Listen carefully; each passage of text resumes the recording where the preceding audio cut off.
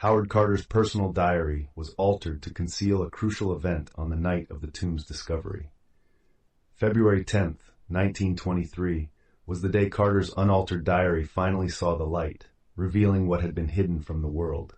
There, in his own hand, lay the account of a strange, unexplained noise emanating from within Tutankhamun's tomb. This entry, mysteriously omitted from the official narrative, has since fueled heated debates among historians and paranormal enthusiasts alike. The night of the discovery was one charged with anticipation and trepidation. Carter, a meticulous chronicler, had penned an entry that spoke of an eerie resonance echoing from the depths of the tomb. The description was vivid, a chilling symphony of sounds that seemed to defy the silence of millennia. Yet, when the time came to present the official account, this unsettling detail was conspicuously absent. The reasons for this omission have become a topic of intense speculation, shrouding Carter's actions in ambiguity. Historians have long debated the implications of this alteration. Some argue it was a deliberate act to downplay any notion of the supernatural, a move to maintain scientific credibility. Others suggest a more personal motive, a desire to shield the expedition from the stigma of a curse. Whatever the reason, the edited diary entry has left a void, a missing piece in the mosaic of this legendary discovery. For those who delve into the past, the puzzle remains tantalizingly incomplete. Paranormal enthusiasts, on the other hand, see the diary as a key to unlocking the mysteries of the tomb's curse. The unexplained noise, they claim, was no mere coincidence. It was a harbinger, a spectral warning that set in motion the chain of events leading to the mysterious deaths that followed. To them, the diary is more than a historical document. It is a conduit to the otherworldly, an account that bridges the gap between the seen and the unseen. The revelation of the altered diary has opened a Pandora's box of questions. Why did Carter choose to omit such a crucial detail? Was there a deeper fear that haunted him, one that he never spoke of? The answers remain elusive, buried beneath layers of speculation and intrigue. As historians and enthusiasts continue to search for explanations, the diary stands as a testament to the complexities of human motives and the shadows cast by ancient mysteries. The missing entry fuels endless theories, each more enigmatic than the last. Was it simply the creaking of ancient wood, or something more sinister, an echo of a curse that defied time? The truth, like the sands of Egypt, shifts with each new discovery, revealing and concealing in equal measure. As the debate rages on, the diary's revelation remains a haunting reminder of secrets yet untold. The practice of magic in ancient cultures, notably Egypt, is where our story truly begins, around 2,500 years. Before the Common Era, Egyptian priests were already weaving spells and invoking powers beyond the visible world. Magic was not mere superstition. It was a respected practice, deeply embedded in the religious and cultural tapestry of the time. Hieroglyphs etched into temple walls and papyrus scrolls tell tales of rituals meant to protect the living and guide the dead. These early practitioners believed in the power of words and symbols to influence reality, a belief that would echo through the millennia. By 1500 BCE, the concept of magic had evolved, intertwining with supernatural beings and forces that defied human comprehension. Gods and spirits walked alongside the living in the imagination of the ancients, their whims shaping the fate of mortals. Magic was seen as a conduit to these entities, a way to harness their might or appease their wrath. Stories of curses and blessings bestowed by unseen forces became part of the cultural lexicon, blurring the line between myth and reality. This era laid the groundwork for legends that would captivate and terrify generations, including those surrounding Tutankhamun's tomb. The complexity of magic's history deepened as centuries passed. By 500 CE, its influence was shaped by the rise of new religions and the burgeoning field of science. Christianity's spread cast a skeptical eye on pagan practices, branding many as witchcraft or heresy. Yet the allure of magic persisted, finding new expression in alchemy and early scientific endeavors. Scholars sought to reconcile the mystical with the empirical, attempting to decode the universe's secrets through both divine and earthly means.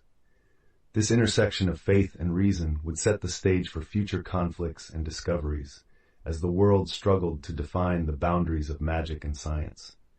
A millennium later, around 1000 CE, the very word magic entered the linguistic tapestry of Europe. Derived from the Latin magus and the Old Persian magush, it signified the ancient class of Zoroastrian priests known for their wisdom and arcane knowledge. This etymology reflects the enduring respect and fear magic commanded across cultures.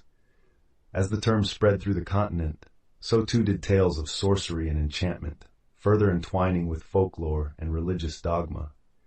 The legacy of these early magicians endured, their shadow stretching into the modern era and shaping perceptions of the supernatural.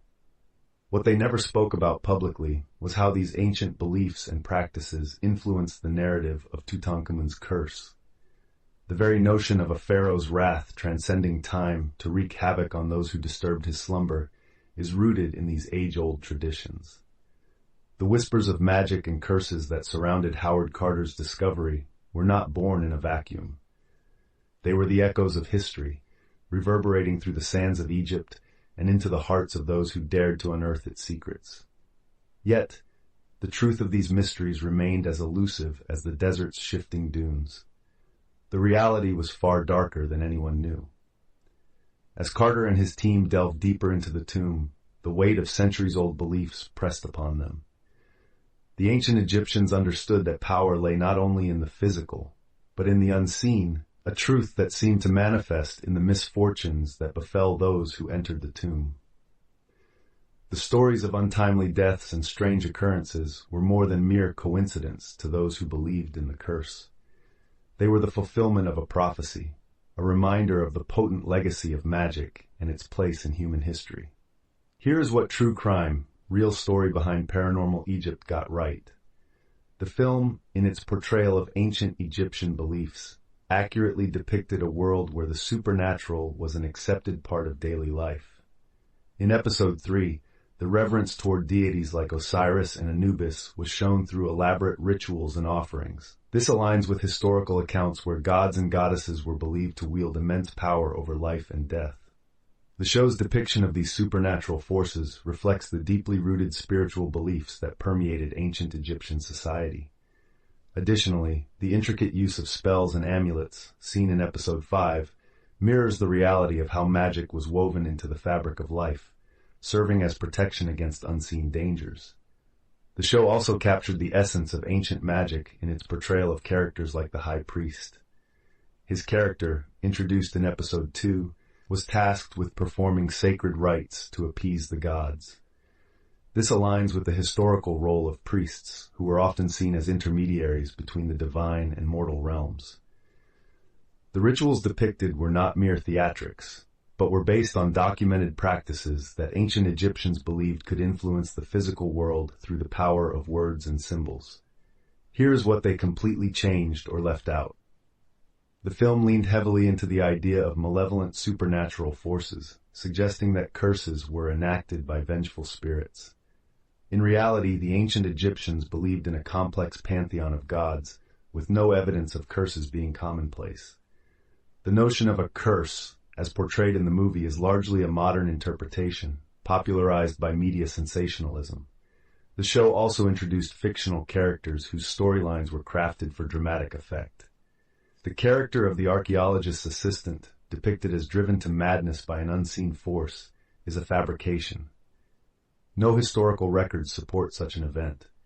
This narrative choice was likely used to heighten tension and intrigue, but diverges from documented accounts.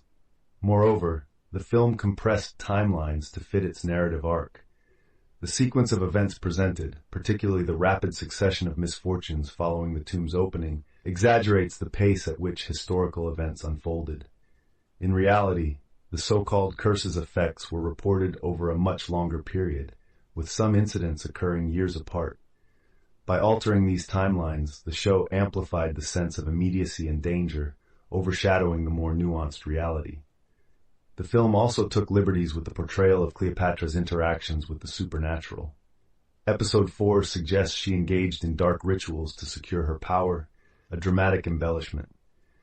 While Cleopatra did employ political and religious strategies, no historical evidence supports her dabbling in sinister magic. This depiction skews the narrative, painting her as a sorceress rather than a shrewd leader. The real Cleopatra was a master of alliances and diplomacy, leveraging her intellect rather than imagined mystical powers. Furthermore, the role of women in ancient Egyptian society was distorted for cinematic effect. The movie depicted them as mere background figures, overshadowed by male counterparts. In truth, women held significant religious and political influence. Figures like Hatshepsut, one of Egypt's few female pharaohs, wielded power in her own right.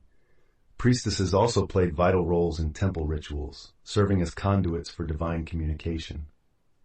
By downplaying these aspects, the show missed an opportunity to highlight the integral roles women played in both spiritual and temporal realms.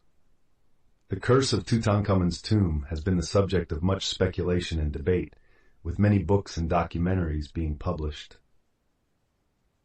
After 1950, this fascination is not just about the curse itself, but what it represents, a story where the boundaries of the known and unknown blur. It is a tale of ancient powers, the fear of the unseen, and the relentless pursuit of knowledge. The narrative of Howard Carter's discovery is a reminder of human ambition and the lengths we will go to unlock the secrets of the past. Yet it also speaks to the dangers of disturbing what was meant to remain hidden.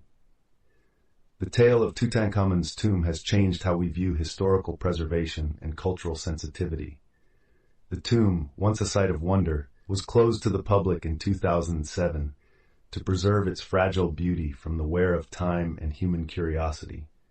This decision marked a shift in how we approach ancient artifacts, prioritizing their conservation over public spectacle. The story of Tutankhamun reminds us that some mysteries are best left unsolved, echoing through time like whispers from the past. Follow Dark Crime Decoded for more real stories behind your favorite crime series and films. The events surrounding the tomb's discovery in 1922 were as dramatic as any fiction. Howard Carter, the determined archaeologist, had spent years fruitlessly searching the Valley of the Kings. On November 4th, his persistence paid off, when he uncovered the steps leading to the young pharaoh's final resting place. Inside, untouched for over 3,000 years, lay treasures beyond imagination. But it was not just gold and jewels that captured the world's attention. It was the ominous warnings inscribed within, foretelling doom to those who dared to disturb the king's eternal sleep. The aftermath of the tomb's unveiling was marked by a string of untimely deaths, fueling the legend of the curse.